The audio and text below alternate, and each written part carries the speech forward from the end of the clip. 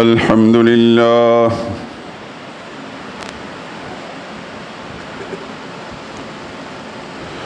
الحمد لله وحده والصلاة والسلام على من لا نبي بعده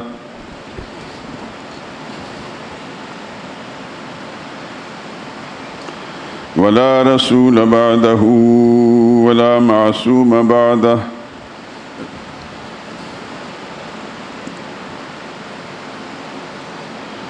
أما بعد فإن خير الحديث كتاب الله وخير الهدي هدي محمد صلى الله عليه وسلم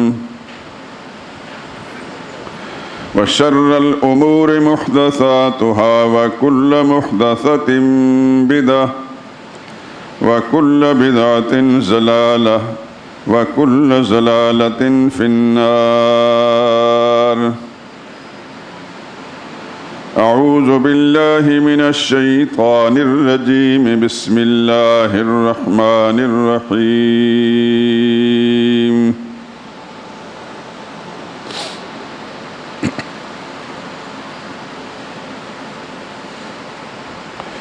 تبارك الذي نزل الفرقان على عبده ليكون للعالمين نذيرا.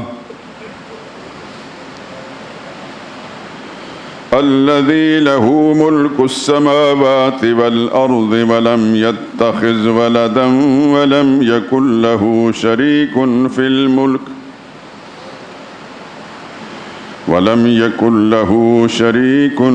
الملك وخلق كل شيء فقدره تقديرا. واتخذوا من دونه آلهة لا يخلقون شيئا وهم يخلقون ولا يملكون لأنفسهم ضرا ولا نفعا ولا يملكون موتا ولا حياة ولا نشورا.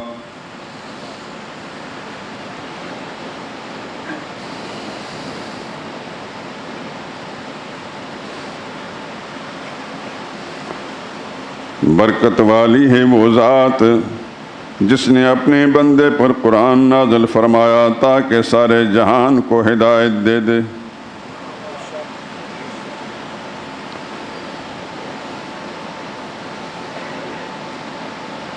وہی اللہ کے آسمان اور زمین کی بادشاہی اسی کی ہے جس نے نہ کسی کو بیٹا بنایا اور جس کا بادشاہت میں بھی کوئی شریک نہیں، اور اسی نے ہر چیز کو پیدا کیا پھر اس کا ایک اندازہ ٹھہرایا، اور لوگوں نے تو اس کے سوا اور کارساز بنا رکھے ہیں جو کوئی چیز بھی پیدا نہیں کر سکتے بلکہ خود پیدا ہوئے ہیں، اور نہ انہیں اپنے نفع اور نقصان کا کچھ اختیار ہے، اور نہ مرنا ان کے اختیار میں، نہ اور جینا ان کے اختیار ہے، اور نہ مر کر اٹھ کھڑے ہونا ان کے اختیار میں ہے. سبحان ربک رب العزت عما یصفون وسلام علی المرسلین والحمد للہ رب العالمین.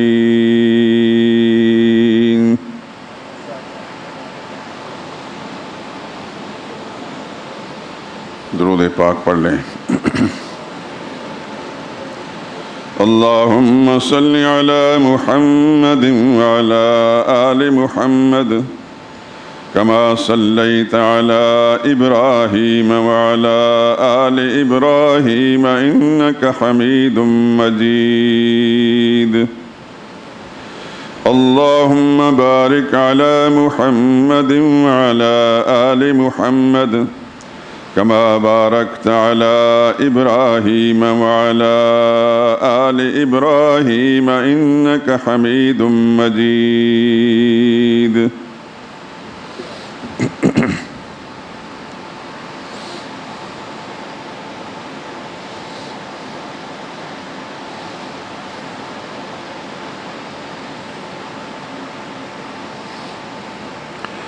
خدا سے بڑھ کے ہو سکتا نہیں ہے مہرباں کوئی، خدا سے بڑھ کے ہو سکتا نہیں ہے مہرباں کوئی، سوا اس کے نہیں ہے خالق کون و مکان کوئی۔ اسی کے حکم سے فصل بہار آتی ہے گلشن میں، دکھا سکتا نہیں اس کے سوا عہد خزاں کوئی۔ مشیت اس کی جب تک راہ بر بن کر نہ آ جائے، مشیت اس کی جب تک راہ بر بن کر نہ آ جائے، نشان منزل کا پا سکتا نہیں ہے کارواں کوئی۔ وہی مجبور مضطر کی دعائیں سننے والا ہے،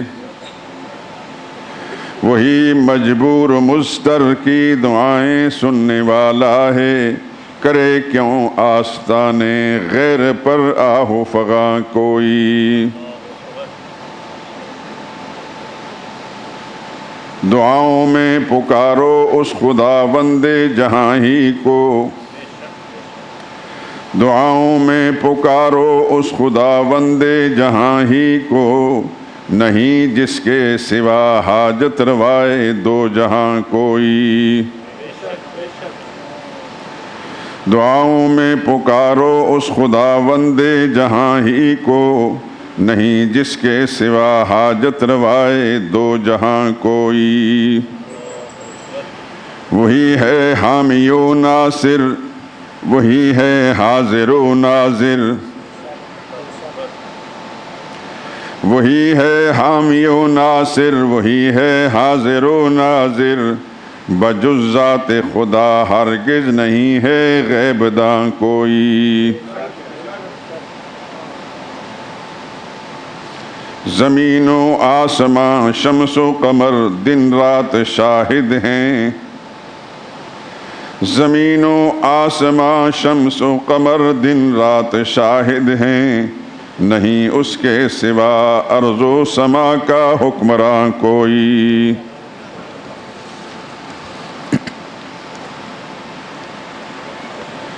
اسی کے قبضہ قدرت میں ہے نفع و ضرر سب کا، سوا اس کے نہیں ہے مالک سود و زیاں کوئی۔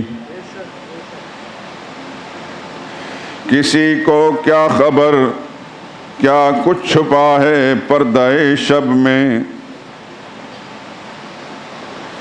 کسی کو کیا خبر کیا کچھ چھپا ہے پردہ شب میں، نہیں قدرت کے اسرار نہاں کا رازداں کوئی۔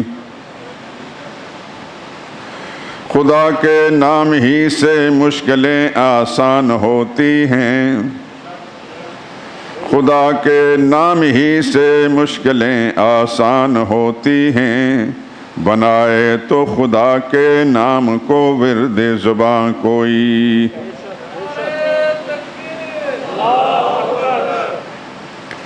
یہی تعلیم قرآن ہے، یہی ہے حاصل سنت، یہی تعلیم قرآن ہے، یہی ہے حاصل سنت، نہیں معبود برحق جز خداوند جہاں کوئی۔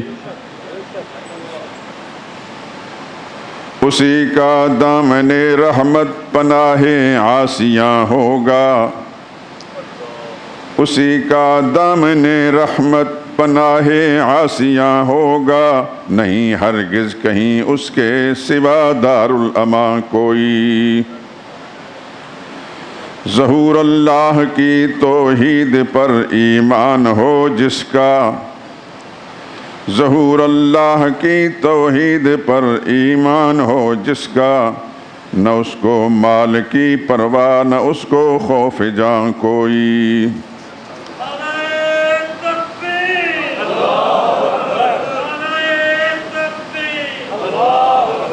دعاؤں میں پکارو اس خداوند جہاں ہی کو، نہیں جس کے سوا حاجت روائے دو جہاں کوئی۔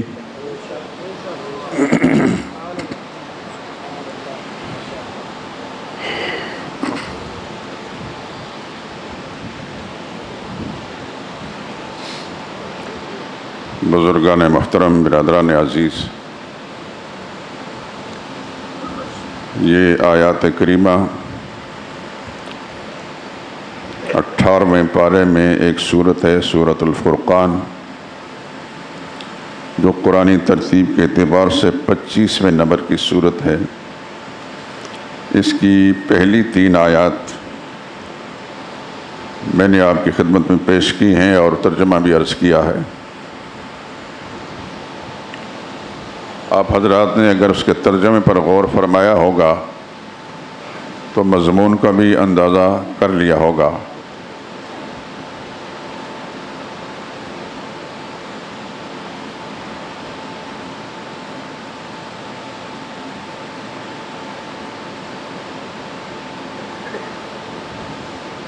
ہر دفعہ مجھے اس مضمون کو بیان کرنے سے پہلے ابتدائی باتیں آپ حضرات کی خدمت میں پیش کر کے آپ سے جواب لینے کی ضرورت پڑتی ہے۔ یہ تو آپ جانتے ہیں کہ رمضان مبارک کے آغاز سے ہی جو مضمون جمعۃ المبارک کا اس مسجد میں بیان ہو رہا ہے وہ دین اسلام کا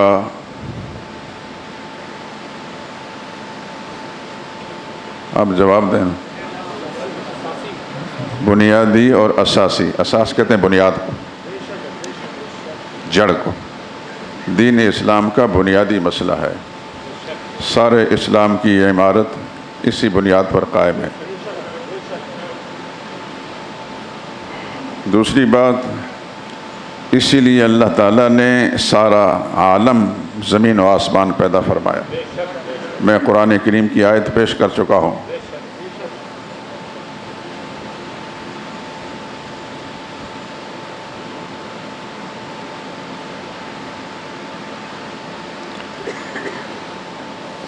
اور تیسری بات، اسی مسئلے کی خاطر 1,00,000 کئی ہزار انبیاء اکرام علیہم الصلوۃ والسلام اور خالق کائنات نے اس دنیا میں بھیجے۔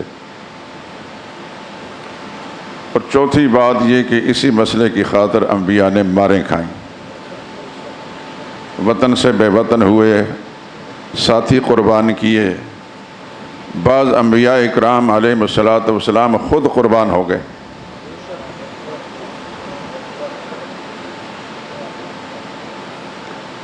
اسی مسئلے کی خاطر ابراہیم علیہ السلام کو آگ میں ڈالا گیا۔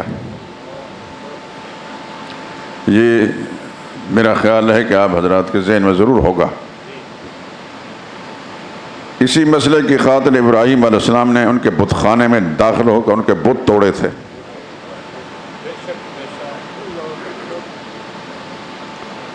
اور یہ آیات میں قرآن کریم کی آپ حضرات کی خدمت میں بارہا پیش کر چکا ہوں۔ آپ گواہی دیں یا نہ دیں، میرا رب اس مسجد کی دیواروں سے گواہی لے گا۔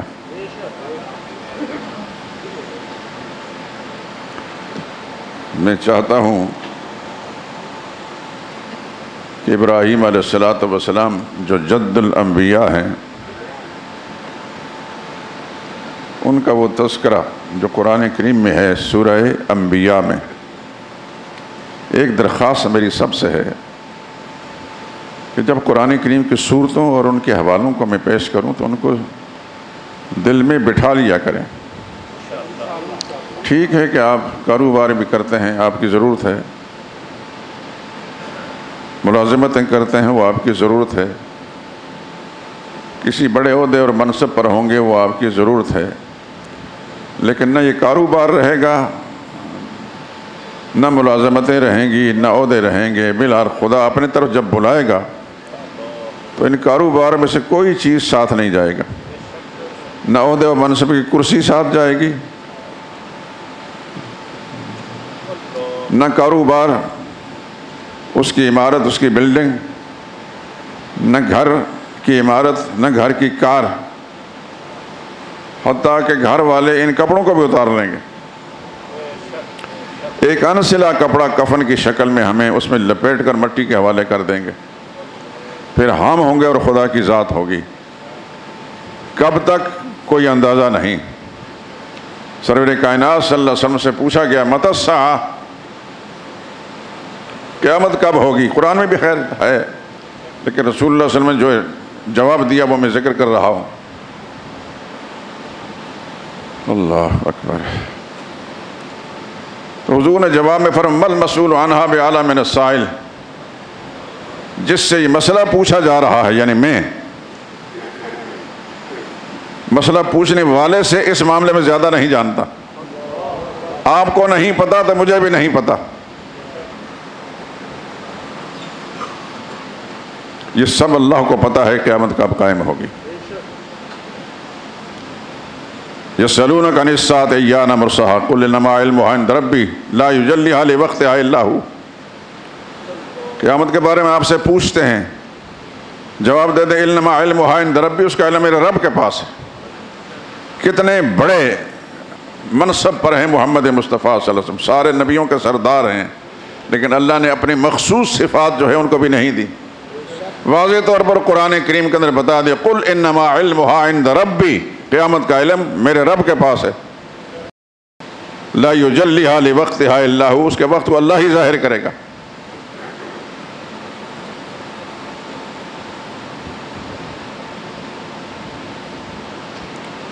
تو ہم ہوں گے اور ہمارا رب ہوگا، پھر اس کے ساتھ یہ ہمارا عقیدہ ہوگا۔ ٹھیک ہے تو بہاریں ہیں، جنت کے باغوں میں سے ایک باغ بن جائے گی قبر، اور خدا نہ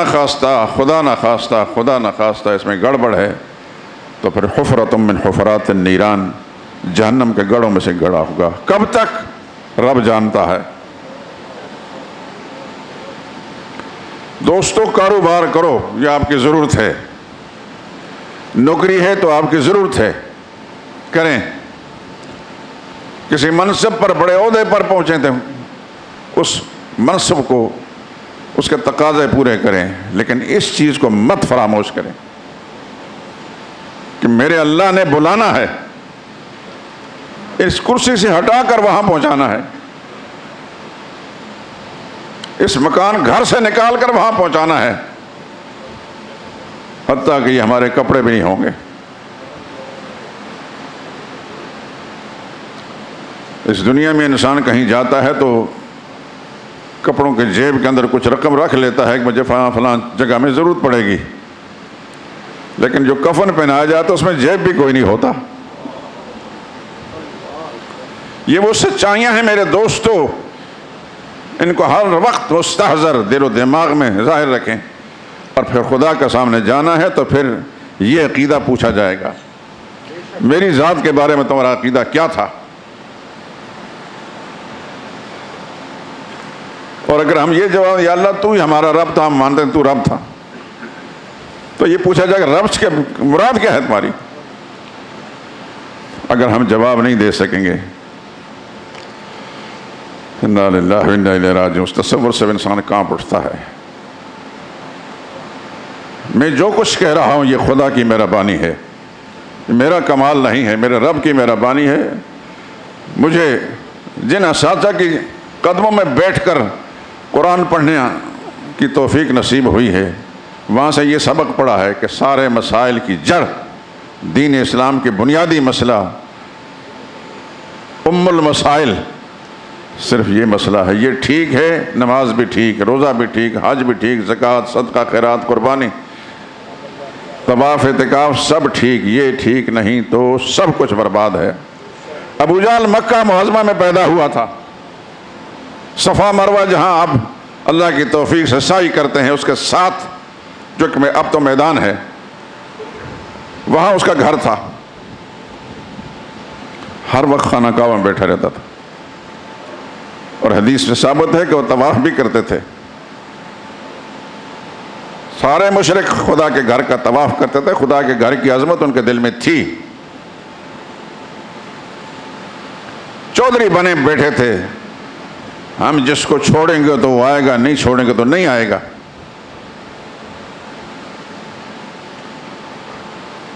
دنیا کے لوگ تو دور دراز علاقوں سے جاتے ہیں، جس کو وسائل میسر ہیں، خدا کی توفیق حاصل ہے تو وہ جاتا ہے. وہ تو ہر وقت وہاں ہوتا تھا.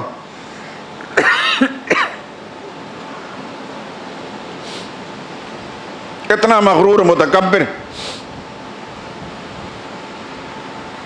کہ شاید اس کی مثال آپ اس دور میں نہ ملے. ایک دفعہ نبی کریم صلی اللہ علیہ وسلم کی صاحبزادی سیدہ فاطمہ رضی اللہ تعالیٰ عنہ چھوٹی سی، حضور صلی اللہ علیہ وسلم کو ملنے کے لیے تشریف لائیں. یہ آپ جانتے ہیں کہ حضور صلی اللہ علیہ وسلم پر کس طرح تشدد کیا گیا صحن کعبہ کے اندر. یہ بھولیں نہ، خدا کے لیے نہ بھولیں. سب کچھ بھول جائیں، یہ نہ بھولیں. اس کے بھولنے سے آپ کا نقصان کوئی نہیں، اس کے بھولنے سے کچھ بھی نہیں. ابو جہل اتنا مغرور متکبر تھا، چھوٹی سی بچی کے منہ پر تھپڑ مارا اس.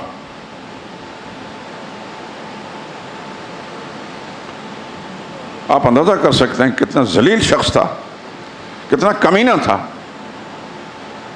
شرفاء کے اندر اپنے دشمن کی چھوٹی سی بچی جو ہے اس کو اذیت نہیں دی جاتی. کسی کے ساتھ دشمنی ہے لیکن چھوٹے چھوٹے معصوم بچوں کو بیچ میں نہیں لایا جاتا. سیدہ فاطمہ رضی اللہ تعالیٰ عنہ روتی ہوئی حضور صلی اللہ علیہ وسلم کی خدمت پہنچی. اب یہ بات جو میں کہنے لگا ہوں اس کو بھول نہ جانا. اس سے پہلے میں نے سنائی ہے، یاد ہے آپ کو؟ جزاکم اللہ خیرہ. لیکن جزوی طور پر یاد ہے، اب سب کو یاد ہونی چاہیے. نبی کریم صلی اللہ علیہ وسلم کے پاس جب روتی ہوئی آئیں، حضور صلی اللہ علیہ وسلم نے فرمایا وہ جو سامنے گھر ہے اس کے گھر کے مالک کے پاس جائیں.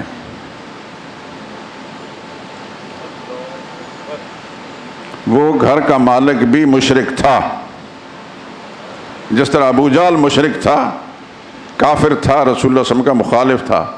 اس گھر کا مالک بھی رسول اللہ صلی اللہ علیہ وسلم کا مخالف تھا، لیکن وہ شریف انسان تھا. یہ کمینہ دشمن تھا، وہ شریف دشمن تھا. اور رسول اللہ صلی اللہ علیہ وسلم کو اس بات کی پہچان تھی کہ دشمن میں کچھ ہیں لیکن کچھ شریف النسل ہیں، شریف النسب ہیں. نبی کریم صلی اللہ علیہ وسلم اس وقت انتقام لینے کی پوزیشن میں نہیں تھے. ویسے بھی رسول اللہ صلی اللہ علیہ وسلم تو سراپا رحمت تھے. اور وہ شخص کون تھا؟ وہ بھی ایک قریشی تھا. یہ بھی قریشی، وہ بھی قریشی.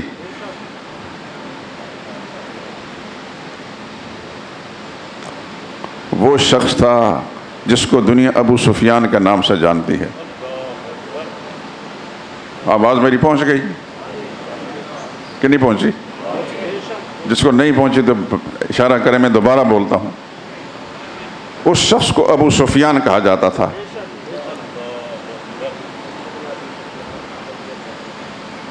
وہ بھی سردار تھا اپنے قبیلے کا، ابو جہل بھی سردار تھا اپنے قبیلے کا.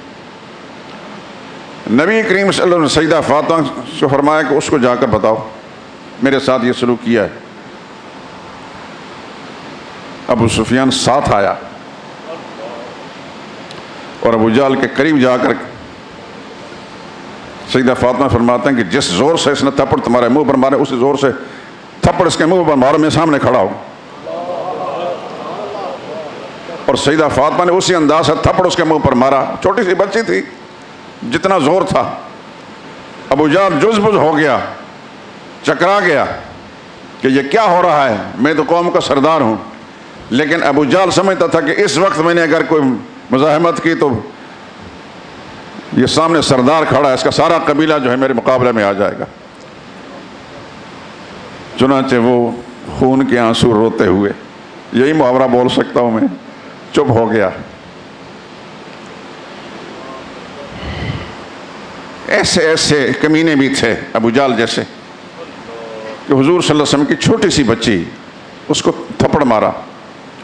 یہ جب ابو سفیان کا تذکرہ میں نے صرف تھوڑا سا آپ کے معلومات میں، بعد میں پھر کسی میں بتاؤں گا ابو سفیان کیا ہے کیا تھا. یہی شخص بعد میں رسول اللہ صلی اللہ علیہ وسلم کا سسر بھی بنا ہے. انہی کی صاحبزادی سیدہ ام حبیبہ رضی اللہ تعالی عنہ رسول اللہ صلی اللہ علیہ وسلم کی زوجیت میں آئی ہیں.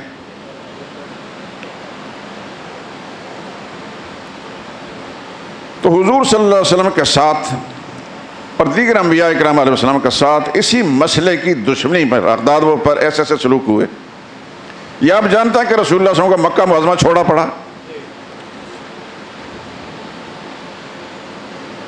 شوق سے خوشی سے گئے تھے. اللہ اکبر. کتابوں میں آتا ہے کہ جس وقت مکہ معظمہ کی سرحدوں سے نکل رہے تھے تو پلٹ کر بیت اللہ پر نظر ڈالی، مکہ شہر پر نظر ڈالی تو حضور صلی اللہ علیہ وسلم نے مخاطب ہو کر فرمایا، رب جانتا ہے کہ اے مکہ شہر، اے خدا کے گھر، تجھ سے زیادہ عزیز مجھے کوئی نہیں، مگر کیا کروں، اس شہر کے رہنے والے مجھے یہاں رہنے نہیں دیتا، مجبوراً چھوڑ رہا ہوں.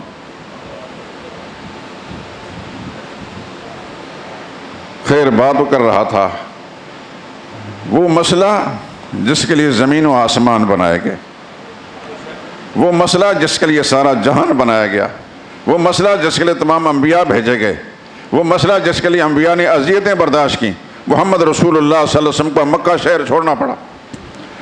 وہ مسئلہ کون سا ہے؟ اونچی آواز سے، مسئلہ توحید. مسئلہ توحید. اب اس سلسلے میں کچھ باتیں میں اس سے پہلے آپ کی خدمت عرض کر چکا ہوں. توحید کا معنی ہے ایک ماننا، ایک جاننا. ایک ماننا، ایک جاننا. کس کو؟ اللہ کو. کس چیز میں؟ میں اور آپ بھی ایک ایک ہیں، لیکن ہم عجیب طرح کے ایک ہیں کہ ہمارے ساتھ بے شمار چیزیں لاحق ہیں. اللہ ایسا ایک ہے کہ اس کے ساتھ اس جیسا کوئی اور نہیں ہے. اپنی ذات میں بھی ایک، اپنی صفات میں بھی ایک. میں نے صفات کا تھوڑا اشارہ کیا لیکن تفصیل نہیں بیان ہوئی. وہ اپنے قدرت اور اختیار میں بھی ایک ہے. یہ مسئلہ اب بیان کر رہا ہوں. ابھی جو میں نے آیتیں پڑھی ہیں ان آیات میں اس کی قدرت اور اختیار کا مسئلہ ہے. اللہ اپنی قدرت اور اختیار میں بھی واحد ایک لا شریک ہے، اس کا کوئی شریک نہیں ہے، حصہ دار نہیں ہے. زمین کس نے بنائی؟ آسمان کس نے بنائے؟ یہ سارا جہان کس نے بنایا؟ پہاڑ کس نے بنائے؟ آسمان کس نے بنائے؟ فرشتے کس نے بنائے؟ یہ جنگل اور دریا اور درخت کس نے بنائے؟ اس کا مطلب یہ ہے کہ اس کائنات میں کوئی چیز ایسی نہیں جس کو اللہ کے سوا کسی اور نے بنایا ہو. اسی لیے فرماتا ہے خلق السماوات والارض. اس نے آسمان بھی بنائے اور زمینیں بھی بنائی. اس نے آسمان بھی بنائے اور زمینیں بھی بنائی.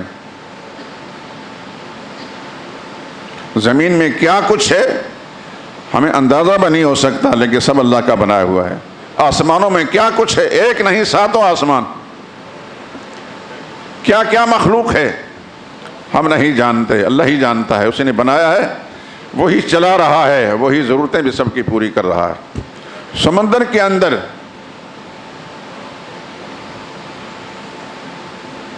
سمندر تو آپ حضرات نے دیکھے ہوں گے، لیکن سمندر میں اتر کا شاید نہ دیکھا ہو، سوائے اس کے کہ ماہر تیراک آدمی ہو کوئی. لیکن وہ کتنے تیراکی کرے گا؟ کتنا بڑا سمندر ہے. یاد رکھیں کہ یہ سارا جہان جتنا بھی ہے، یہ سارا جہان جو ہے اس میں پانی زیادہ ہے، خشک زمین کم ہے. خشک زمین کم ہے. آپ دوسرے ملکوں میں گئے ہوں گے تو ان ملکوں کے حالات، ان شہروں کے ارد گرد سمندر میں دیکھا ہوگا.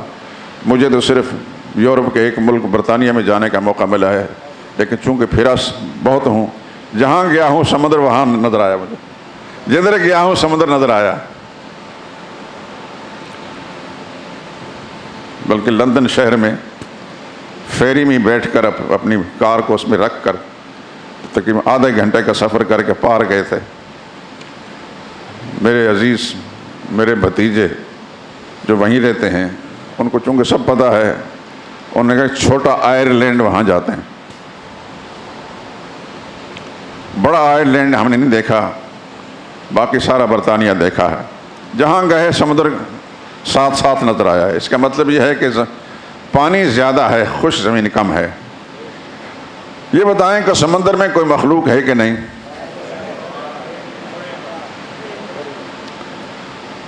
بہت ہے، جس کو ہم شمار نہیں کر سکتے۔ سب سے بڑی مخلوق ایک مچھلی ہے، خشکی پر پلنے والی مخلوق میں سے کئی گنا وہ بڑی ہے۔ کبھی کبھی آپ نے کئی تصویروں میں دیکھی ہوگی۔ اچھا، یہ جتنی مخلوق ہے زندہ رہ رہی ہے، اس کی کوئی ضرورتیں بھی ہیں کہ نہیں؟ کبھی آپ نے تنہائیوں میں بیٹھ کر غور کیا؟ جو خدا اتنی بڑی مخلوق کو، اتنی زیادہ جس کو ہم شمار نہیں کر سکتے، رزق پہنچا رہا ہے، وہ ہمیں نہیں دے گا؟ ان کی کوئی دکانیں ہیں، ان کا کوئی پلازے ہیں، کوئی کاروبار ہے، کوئی حکومتیں ان کو کھلاتی ہیں۔ جس نے بنایا ہے وہی کھلا رہا ہے۔ آج سے کوئی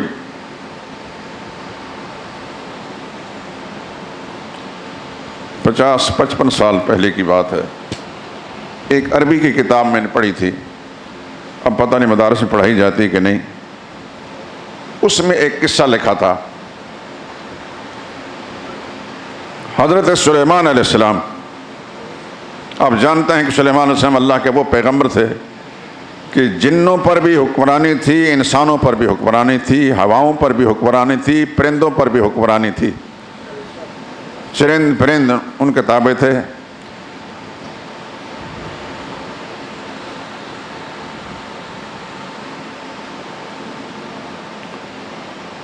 تو سلیمان علیہ السلام نے ایک دفعہ بارگاہ الہی میں التجا کہ یا اللہ، تو نے اتنی بڑی نعمت مجھے دی ہے، میں چاہتا ہوں کہ ایک دفعہ تیری مخلوق کی میں دعوت کروں۔ شاید اس سے پہلے بھی کسی موقع پہ میں نے بیان کیا ہو۔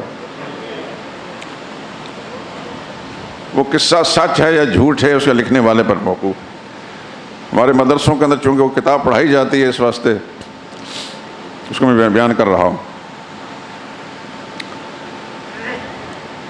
تو اللہ کریم نے جواب میں فرمایا کہ میں جانتا ہوں اپنے مخلوق کو، اس کی ضرورت کو بھی۔ نہ آپ جانتے ہیں نہ اس کی ضرورت کو جانتے ہیں، بس آپ چھوڑیں۔ حضرت سلیمان علیہ السلام نے پھر التجا کہ یا اللہ، میں چاہتا ہوں کہ اتنے انعامات ہیں مجھ پر، تیری مخلوق کی دعوت کرنا چاہتا ہوں۔ اللہ نے فرمایا پھر ٹھیک ہے بھائی، کریں۔ حضرت سلیمان علیہ السلام نے جنات کو بھی حکم دیا، انسانوں کو حکم دیا، کھانے تیار کی گئے مہینوں کی مسافت پر، اور میلوں کی مسافت پر دسترخوان لگ گئے۔ لیکن اب مخلوق کو بلائے کون؟ پھر محتاج ہوئے اللہ کے، یا اللہ میرے پاس کوئی ذریعہ نہیں ہے، آپ اپنے مخلوق کو حکم دیں کہ میرے پیغمبر سلیمان نے تمہاری دعوت کی ہے۔ اللہ نے فرمایا ٹھیک ہے۔ قریب ہی ایک سمندر تھا، اس سے ایک مچھلی آئی، اور مچھلی کے بارے میں کتاب میں لکھا ہے کہ وہ اس کا کوئی حصہ پورا نہیں تھا، لنگڑی مچھلی تھی۔ وہ آئی اور سب سے پہلے جو کئی مہینوں کی مسافت پر ہزاروں بلکہ لاکھوں انسانوں نے تیار کیا تھا، وہ سب کچھ ہڑپ کر گئی۔ حضرت سلیمان علیہ السلام تو حیرت میں پڑ گئے۔ یعنی انسان ذہنی طور پر کسی کام کے لیے تیار نہ ہونا، تو اچانک وہ کام ہو جائے تو پھر عجیب سی کیفیت بن جاتی ہے۔ تو مچھلی کو خدا نے قوت گویائی دی، فرمایا میرا پیٹ نہیں بھرا، مجھے اور چاہیے کھانا۔ حضرت سلیمان علیہ السلام کہہ لیں کہ اتنی مخلوق کا کھانا تیار کیا تھا، آپ کھا کے اور پھر اور مانگ رہی ہیں؟ اللہ اکبر! خدا نے اس مچھلی مہمان کو گھر میں بلا کر یہ جواب نہیں دیا جاتا۔ خدا کے پیغمبر سجدے میں گر پڑے. تو جانتا اپنی مخلوق کو اور تو اس کی ضرورتوں کو جانتا ہے. یا اللہ میں معافی مانگتا ہوں. اللہ اکبر. اللہ وہ ہے جو زمینوں کا بھی خالق ہے، آسمانوں کا بھی خالق ہے. آسمانوں سے اوپر کیا ہے اس کا بھی خالق وہ ہے، زمینوں کا نیچے کیا ہے اس کا خالق و مالک وہ ہے، سمندروں میں کیا ہے وہی مالک ہے، وہ ان کی ضرورتیں پوری کر رہا ہے. ہمیں تو کچھ پتہ بھی نہیں، ہمیں تو اپنے وجود کا پتہ نہیں ہے ہمارے جسم کے اندر کیا کیا چیزیں ہیں.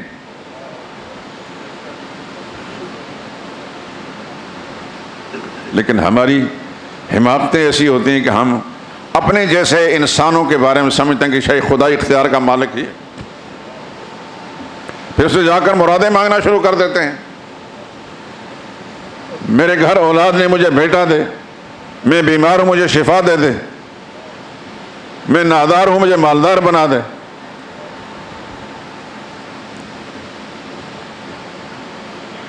جو خود محتاج ہے، جو خود محتاج ہے، وہ کسی دوسرے محتاج کو کیا دے گا؟ دینے والا وہ ہے جو محتاج نہیں مختار ہے. محتاج کی جھولی بھرنے والا جو وہ ہے جو مختار ہے.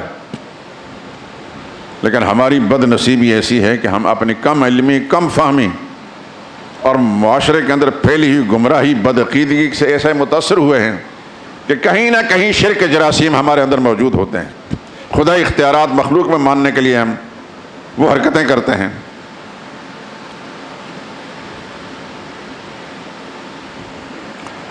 سیدنا ابراہیم علیہ السلام کی بات کر رہا تھا. ابراہیم علیہ السلام کے والد بھی مشرک تھے. کیا نام تھا؟ آزر. قرآن کریم کے اندر آزر کا نام آتا ہے. ابراہیم علیہ السلام نے اس کو سمجھایا، نہیں سمجھا. اس نے کہا نکل جا میرے گھر سے. خدا کے نبی نکل گئے.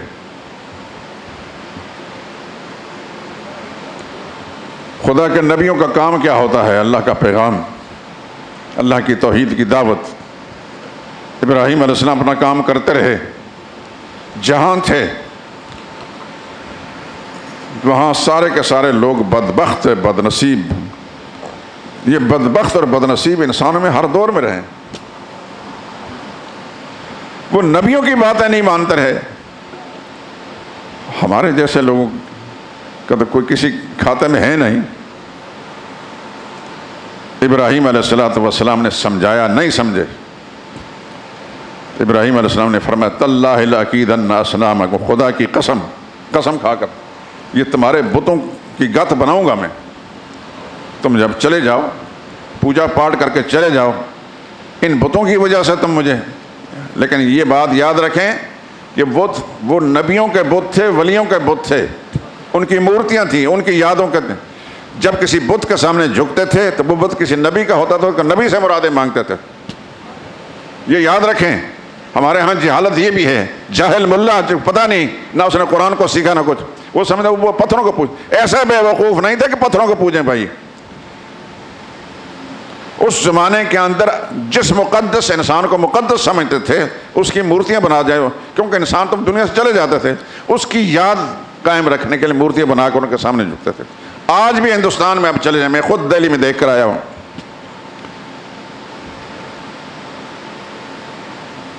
تو مختلف قسم کے جو ہندوؤں کے مقدس لوگ ہیں ان کے نام پر مورتیاں بنائی گئی ہیں، ان کے سامنے جھکتے ہیں، لیکن مراد وہی شخصیت ہوتی ہے، یہ پتھر نہیں ہوتا. رسول اللہ صلی اللہ علیہ وسلم نے جب خانہ کعبہ کے 360 بت اتارے تھے، ان کے اندر حضرت ابراہیم کا بت بھی تھا، حضرت اسماعیل کا بت بھی تھا. جن مشرکوں نے نبیوں کے ناموں پر بت بنائے گئے. سیدہ مریم کا بت بھی تھا. ابراہیم علیہ السلام فرمایا تمہارے بتوں کی میں گت بناؤں گا. چنانچہ قرآن بتاتا ہے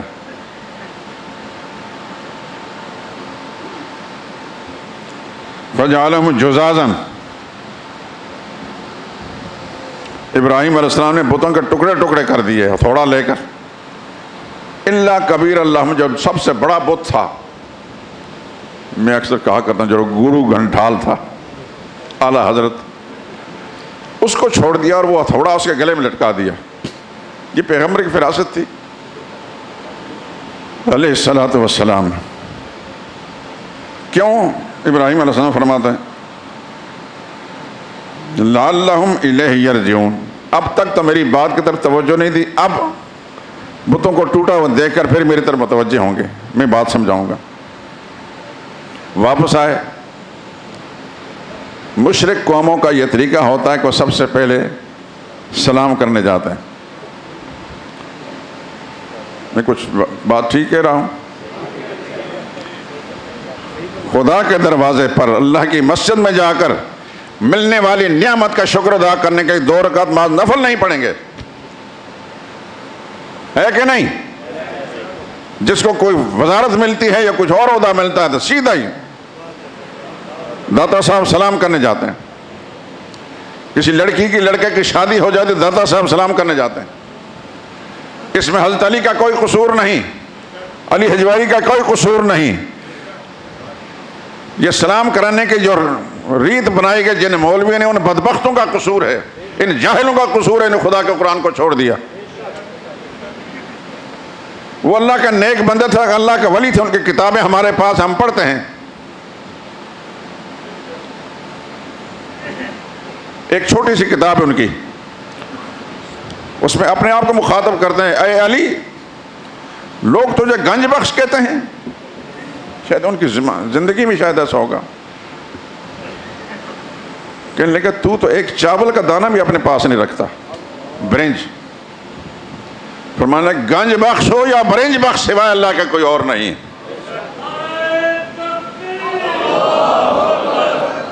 لیکن ان جہالت کے مارے ہوئے بدبختوں کو کتابوں سے کیا غرض، قرآن سے کیا غرض، محمد رسول اللہ کی تعلیم سے کیا غرض. بزرگوں کو پوچھتے انہی کی تعلیمات کے خلاف.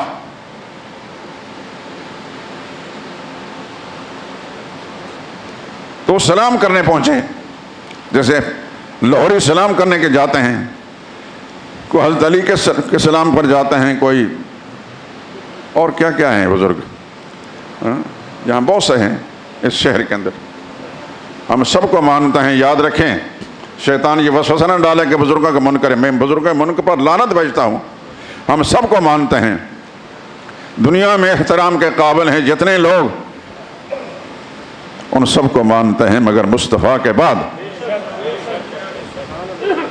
ان سب سے محمد مصطفیٰ صلی اللہ علیہ وسلم کی ذات اونچی ہے.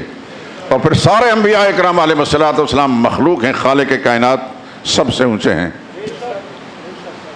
تو ابراہیم علیہ الصلوۃ والسلام فرماتے ہیں کہ جب یہ ٹوٹے ہوئے بت دیکھیں گے واپس میرے پاس آئیں گے. چنانچہ وہی ہوا. قالوا من فعل هذا بآلهتنا یا ابراہیم، ہمارے حضرتوں کے ساتھ یہ گستاخی کس نے کی ہے ابراہیم. سبحان اللہ، پیغمبر کی فراست پہ قربان جائیں.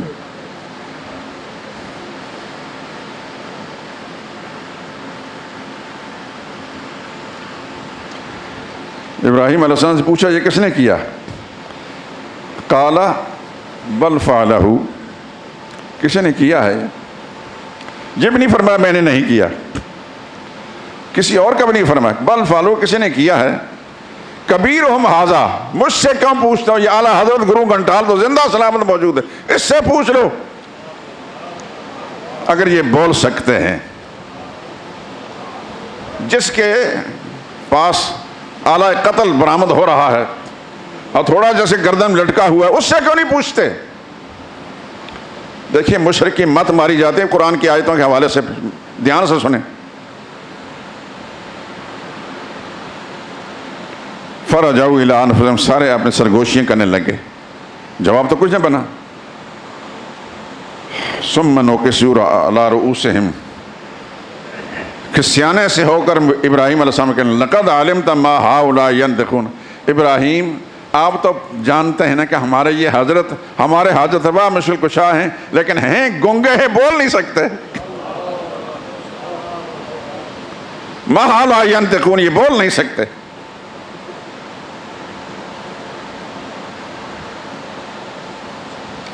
ابراہیم اب کھل گئے.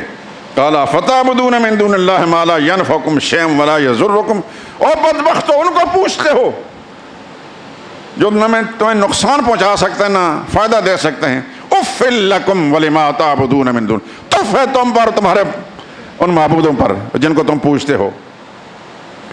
اب جب کوئی بات نہ بن سکی تو ابراہیم علیہ السلام کے بارے میں کہ حرقوہ، سارے مل کر کہنے لگے ابراہیم کو آگ میں ڈالو.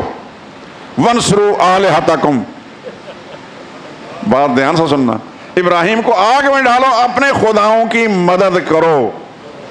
بات سمجھ میں آ رہی کہ نہیں؟ خدا مدد کا محتاج ہوتا ہے. جب مت ماری جاتی ہے مشرک پھر کہتا ہے اپنے خداؤں کی مدد کرو. خدا تو وہ ہوتا ہے جو اپنے بندوں کی مدد کرتا ہے، اپنے مخلوق کی مدد کرتا ہے. لیکن جب شرک سے دماغ خراب ہو گیا تو پھر کہتا ہے ان کی مدد کرو. ابراہیم علیہ السلام کو آگ میں ڈالا گیا، تفصیل چھوڑتا ہوں. آگ میں ڈالا گیا کس جرم کی بنا پر؟ اللہ کی توحید کے مسئلے پر. ان سے ابراہیم علیہ السلام نے جائیداد نہیں مانگی تھی، اقتدار نہیں مانگا تھا، اللہ کی توحید کا مسئلہ سمجھا رہا تھا ان کے فائدے کے لیے. نہیں مانا ان بدبختوں نے. سمجھانے کے خاطر ابراہیم علیہ السلام نے بتوں کو توڑا، وہ تھے اس قابل، اور ابراہیم علیہ السلام کو آگ میں ڈالا. خدا کے پیغمبر کتابوں میں آتا ہے، قرآن میں نہیں ہے، حدیث کتاب میں آتا ہے کہ حضرت جبریل امین آئے جب ابراہیم علیہ السلام کو ڈالا جا رہا تھا، ابھی آگ میں پہنچے نہیں تھے، تو کہنے لگے اے خدا کے پیغمبر میں جانتا ہوں آپ جو حکم دیں ساری دنیا کا سمندر لا کر اس آگ میں ڈال دیتا ہوں.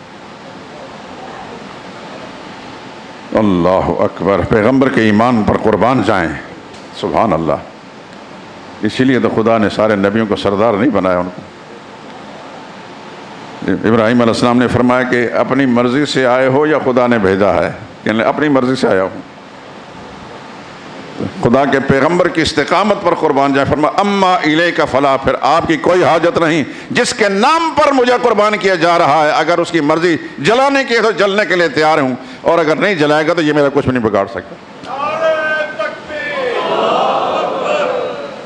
پھر قرآن کی طرف قلنا یا نار کونی بردا وسلاما، خالق کائنات جس کے قبضہ قدرت میں ساری کائنات ہے، انسان بھی اس کے اختیار میں، حیوان بھی اس کے اختیار میں، سورج بھی اس کے اختیار میں، سردی بھی اس کے اختیار میں، گرمی اس کے اختیار میں، آگ کی گرمی بھی اس کے اختیار میں. وہ جلانا چاہے تو چیزیں جلتی ہیں، نہ جلانا چاہے تو آگ جلا نہیں سکتی. قلنا یا نارو، ہم نے کہا اے آگ کونی بردن، ٹھنڈی ہو جا. آگ میں جلانے کی تاثیر بھی تو اللہ ہی نے رکھی ہے کہ نہیں؟ آگ خود کچھ کر سکتی ہے؟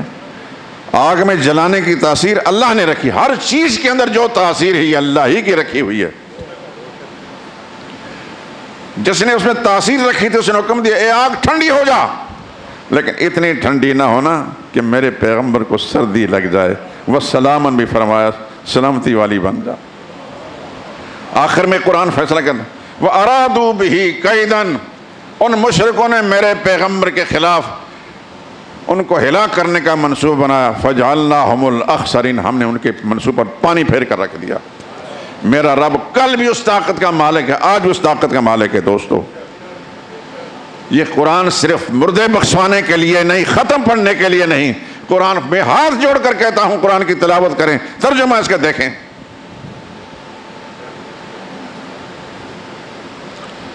موت ہمارے تعاقب کے اندر ہے، پیچھے پیچھے جا رہی ہے، اور ایک دفعہ ہچکی لگ گئی موت کی، پھر واپسی کا راستہ نہیں ہوگا. پھر قرآن کو پڑھنے، تلاوت کرنے، سیکھنے کا موقع نہیں ہوگا. ابھی سے اپنی زندگی کا جو نظم ہے 24 گھنٹوں کا، اس کو خود ترتیب دے لیں کہ ہم نے قرآن کو کتنا ٹائم دینا ہے. آخر اس سے پہلے جن کو ہم صحابہ کہتے ہیں، 1500 سال کے بعد ان کے نام آ رہے ہیں زبانوں پر، وہ تو خاندانی مشرک تھے، خاندانی کافر تھے، بت پرست تھے. ہم تو خاندانی کافر نہیں ہیں. ہم میں سے شاید 2 پشتیں، 3 پشتیں، 4 پشتیں مسلمانوں میں گزری ہیں. مجھے تو اتنا پتا ہے میرے خاندان کے اندر 600-700 سال پہلے تک بڑے بڑے علماء تھے، بزرگان دین تھے، آگے کا حال معلوم نہیں۔ لیکن بہرحال ہم لوگ تو خاندانی مسلمان ہیں، باپ دادا مسلمان، وہ تو باپ دادا مشرک تھے۔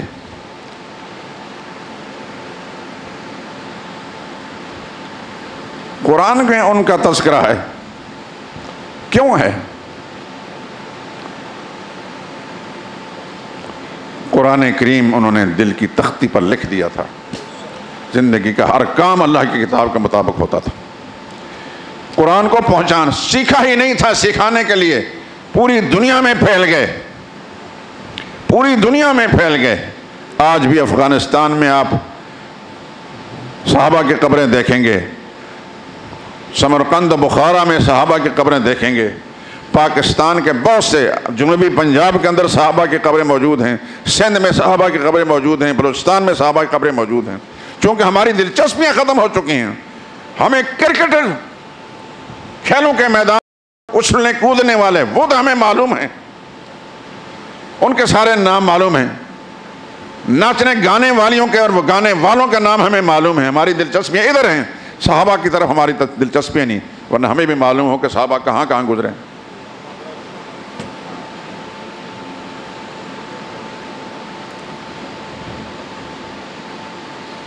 پشاور شہر سے کوئی 30-35 کلومیٹر مغربی سائڈ پر ایک ہمیں پتہ چلا، ہمارے ایک ساتھی نے بتایا کہ یہاں ایک صحابی کی قبر ہے، حضرت سنان بن سلمہ رضی اللہ تعالیٰ عنہ، حضرت عثمان کے زمانے میں جہاد کرتے آئے تھے افغانستان کے راستے سے یہاں، اپنے 30-35 ساتھیوں کے ساتھ یہاں قربان ہو گئے۔ تو میں باقاعدہ اس مقبرے پر گیا، سب صحابہ جتنے بھی ہیں ان سمیت ایک بہت بڑی ایک ہی قبر بنائی ہے، مسجد کے محراب سے لے کر دروازے تک اتنی لمبی چوڑی قبر ہوگی اور بڑی، سب کی قبریں اندر ہیں۔ اور میں نے وہاں میرے ساتھ جو ساتھی تھے، میں نے کہا صحابہ کی اس توحید پرستی کی برکات ہیں کہ یہاں شرک نظر نہیں آ رہا مجھے۔ بیٹھے ہوئے قرآن کریم پڑھنے والے 2-4 آدمی مجھے لگے وہاں شرک کوئی نہیں تھا، بہت بڑا حلقہ ہے لیکن شرک نہیں ہے۔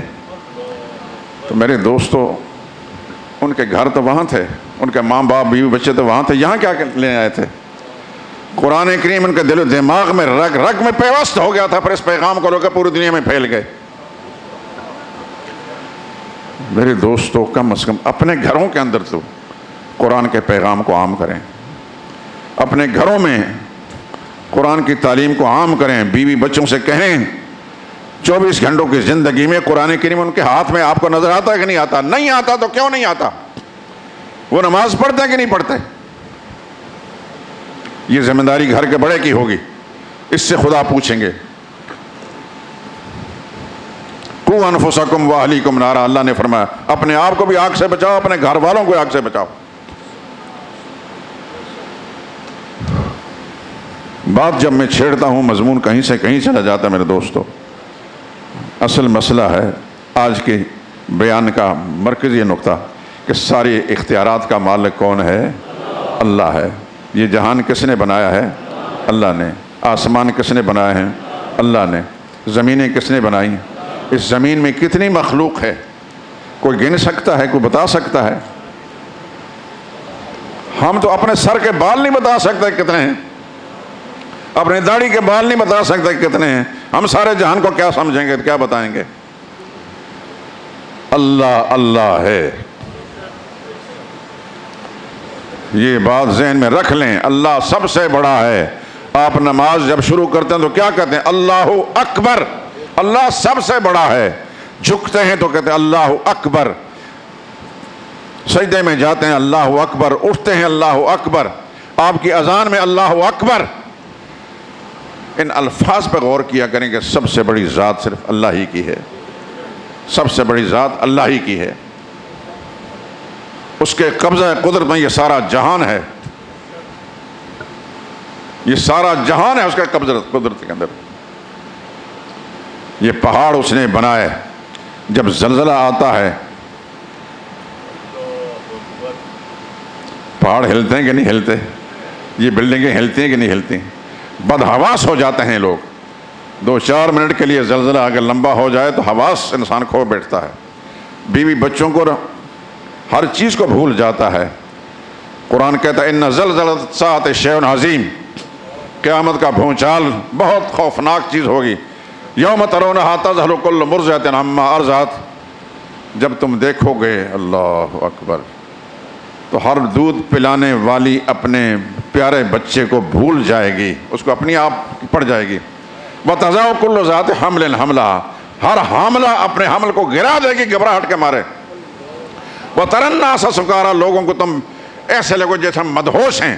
وما ہم بسکارا، مدہوشی نہیں ہوگی۔ ولکن عذاب اللہ شدید، اللہ کے عذاب کی شدت ہوگی۔ یہ سب کچھ آنے والا ہے، اس سے پہلے میرے دوستو اپنی قبر کا معاملہ ٹھیک کر لیں، اللہ کی جواب دہی کا احساس جو ہے پہلے سے ٹھیک کر لیں۔ اللہ نے ہم سے ہمارے بارے میں پوچھنا ہے، ہماری بیوی کے بارے میں پوچھنا ہے، ہمارے بچوں کے بارے میں پوچھنا ہے، ہمارے ماتحتوں کے بارے میں پوچھنا ہے۔ اللہ نے قرآن ہماری ہدایت اور رہنمائی کے لیے بھیجا، اس کے بارے میں پوچھا ہے کہ میری یہ عظیم کتاب، اس کے ساتھ تم نے کیا سلوک کیا تھا۔ یہ سب کچھ ہونا ہے دوستو۔ یہ ساری دنیا کی دلچسپیوں سے منہ موڑ کر اللہ کی کتاب کو ٹائم دیں۔ یہ ساری دلچسپیاں ہونے کے باوجود ہمارا سکون اجڑا ہوا ہے، اس کی وجہ یہ ہے کہ سکون دینے والی جو چیز ہے وہ ہم نے چھوڑ دی ہے۔ قرآن کے ساتھ تعلق قائم کر دے۔ خدا کی قسم کھا کر کہتا ہوں، اللہ کی کتاب میرے ہاتھ کے اندر ہے، سکون کی وہ نعمت ملے گی کہ بڑے بڑے بادشاہوں کو نہیں ملے گی۔ لیکن قرآن کو ٹائم تو دیں، لیکن ٹائم صرف ختم پڑھنے کے لیے نہیں۔ قرآن جس مقصد کے لیے آیا اس مقصد کے لیے قرآن کو معنی کے ساتھ جب پڑھیں گے تو آپ کا مقصد سمجھ میں آئے گا۔ یہ آیتیں جو اس وقت میں نے پڑھی ہیں، کون سی آیتیں ہیں؟ سورہ فرقان کی، الذی لہ ملک السماوات والارض، وہی اللہ جس کے قبضہ قدرت میں آسمان و زمین کی بادشاہت ہے، آسمانوں کا مالک بھی وہی ہے، زمینوں کا مالک۔ ولم یتخذ ولدا، اس کا کوئی بیٹا نہیں۔ عیسائی اور یہودی کے نظریے پر رد کر دیا۔ عیسائی کہتے ہیں عیسیٰ اللہ کا بیٹا ہے، یہودی کہتے ہیں عزیر خدا کے بیٹے ہیں۔ الذی لم یتخذ ولدا، اس نے کسی کو بیٹا نہیں بنا۔ ولم یکن لہ شریک فی الملک، اس کی بادشاہت میں بھی کوئی حصہ دار اور شریک نہیں، سارے کام اپنی مرضی سے کرتا ہے۔ وَخَلَقَ كُلَّ شَيْءٍ، اسی نے ساری چیزوں کو بنایا ہے۔ وَاتَّخَذُوا مِن دُونِهِ آلِهَةً، دنیا والوں نے اللہ کے سوا اور کارساز بنا رکھے ہیں، کسی کو داتا، کسی کو مشکل کشا، کوئی حاجت روا، کوئی غوث اعظم۔ لا يخلقون شيئا، وہ تو ایک ذرہ بھی نہیں پیدا کر سکتے، ایک ذرہ بھی نہیں بنا سکتے۔ وَهُمْ يُخْلَقُونَ، بلکہ خود پیدا کیے ہوئے ہیں۔ وَلَا يَمْلِكُونَ لِأَنفُسِهِمْ، یہ سب کے سب اپنی جان کے لیے بھی کسی فائدے اور نقصان کے مالک نہیں، نہ یہ اپنی موت کا اختیار رکھتے ہیں، نہ زندہ ہونے کا اختیار کرتے ہیں، نہ دوبارہ زندہ ہو کر کھڑے ہونے کا اختیار رکھتے ہیں۔ سارے کے سارے اختیار کا مالک صرف اللہ ہے۔ جب قرآن کریم کو اس طرح پڑھیں گے، ان آیات کا ترجمہ پڑھیں گے تو انشاءاللہ دل و دماغ کی کھڑکیاں کھولیں گی، اور وہ جو فاسد عقائد ہیں وہ دور ہوں گے، اور جب اپنا نظریہ ٹھیک ہوگا تو پھر اپنے ملنے والوں کا نظریہ انسان ٹھیک کرے گا۔ خدا نخواستہ اپنا نظریہ ہی خراب ہے تو پھر خفترا خفتہ کے کند بیدار، ایک سونے والا دوسرے سونے والے کو کیسے جگا سکتا ہے؟ تمہیدی گفتگو کے اندر ہی یہ سب ٹائم ختم ہو چکا، زندگی نے ساتھ دیا تو اگلے ہفتے میں انشاءاللہ العزیز اس موضوع پر زیادہ گفتگو کریں گے۔ وآخر دعوانا ان الحمدللہ رب العالمین،